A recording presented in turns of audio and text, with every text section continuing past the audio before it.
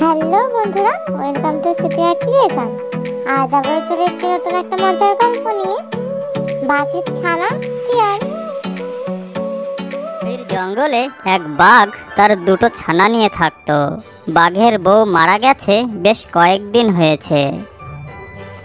দিনে বাঘ শিকারে বের হতো তার আর তার ছানাদের পেট ভরানোর উদ্দেশ্যে। প্রতিদিনের মতো বাঘ শিকারে বের হলো, কিন্তু সারাদিন খুঁজে সে কোনো শিকার খুঁজে পেল না। তখন সে নিরাশ হয়ে ঘরের পথ ধরল। যেতে যেতে পথে এক শিয়াল ছানা পড়ল তার সামনে। যাক বাবা, শেষ বেলায় অন্তত কিছু তো জুটলো। আমার ছানারা আর ক্ষুধার্ত থাকবে না। এই বলে বাঘ ছানাটাকে মুখে করে ঘরের পথ ধরল। না না, এ তো আমার ছানাদের বয়সী, একে কি খাওয়া উচিত হবে? তাছাড়া একে খেয়ে তো আমার পেটও ভরবে না।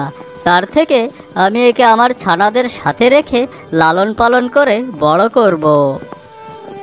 বাঘের ছানাদের সাথে শিয়ালের ছানাও থাকতে লাগলো। আর এভাবে বাঘ ছানা ও শিয়াল ছানা একসাথে বড় হতে লাগলো। কিন্তু বাঘের মনে সবসময় একটা ভয় কাজ করে। আমার ছানারা শিয়ালের ছানার কোনো ক্ষতি করবে না তো? শিয়াল ছানা আর বাঘ ছানারা একসাথে ঘোরাঘুরি করত, খেলাধুলা করত, আর এভাবে সব সময় তারা একসাথেই থাকতো।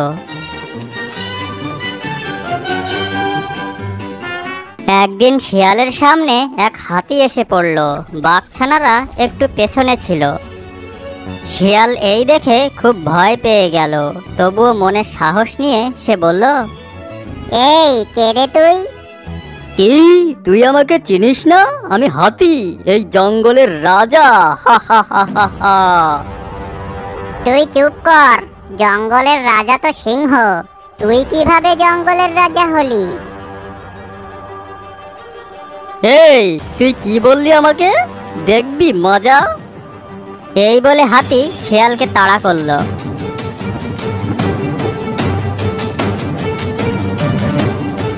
হা হা হা হা হা হা হা হা।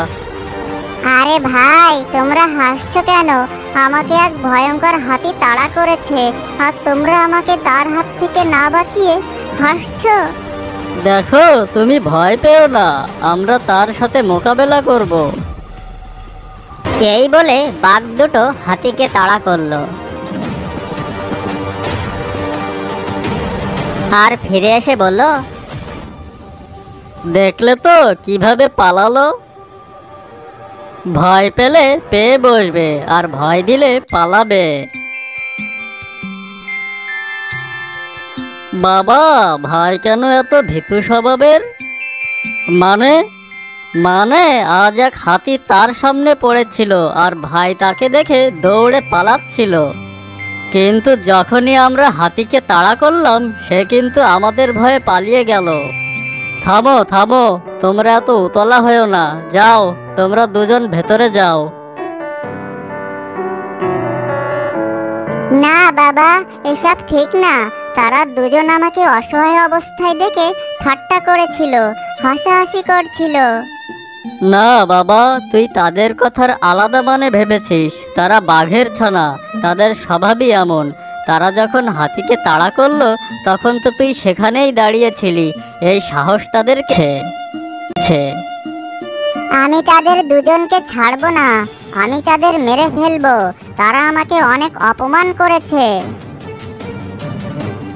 কি, তুই আমার ছানাদের মারবি?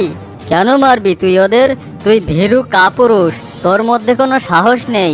আর আমার ছানারা সাহসী, শক্তিশালী, ঠিক আমার মতো। আমার ছানারা। তাহলে আমি কে? আমি কি তোমার ছানা নই? না, না মানে? তুই হলি একটা শিয়ালের ছানা।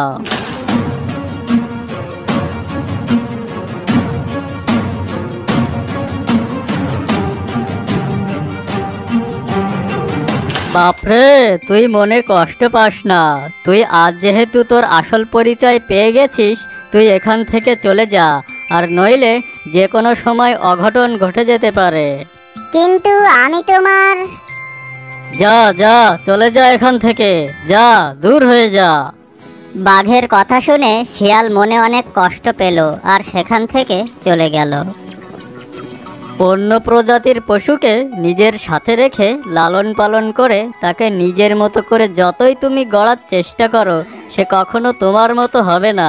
কারণ তারও একটা নিজস্ব পরিচয় আছে, তার নিজস্ব জাতি আছে, আর সেজন্য শিয়াল কখনো বাঘ হতে পারে না। Thanks for watching. ভিডিওটি যদি ভালো লাগে তাহলে চ্যানেলটিকে সাবস্ক্রাইব করুন আর পাশে থাকা বেল আইকনটি ক্লিক করে দিন পরবর্তী ভিডিওগুলো পাওয়ার জন্য।